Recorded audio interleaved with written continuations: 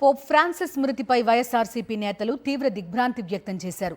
ఆయన మరణం ప్రపంచానికి తీరని లోటని పేర్కొన్నారు. విశాఖలోని పార్టీ కార్యాలయంలో పోప్ ఫ్రాన్సిస్ చిత్రపటానికి శాసనమండలి ప్రతిపక్ష నేత బొత్స సత్యనారాయణ, వైఎస్ఆర్సీపీ నేతలు పూలమాలలు వేసి నివాళులర్పించారు. ఆయన ఆత్మకు శాంతి చేకూరాలని యేసు ప్రభువును ప్రార్థించారు.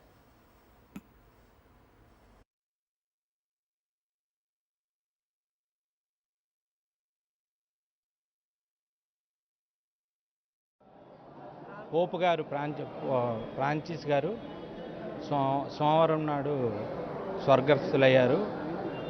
ఈయన ప్రపంచానికే శాంతిదూత. అయితే ఎన్నో మందికి ఆదర్శంగా శాంతిని ఏ విధంగా శాంతిగా ఉండాలి అనేది ఆయన ఎప్పుడు కూడా ఏ విధమైన వాక్యాలు చెప్తే ఏ విధంగా అవుతుంది అనేది ఆయన చెప్పారు.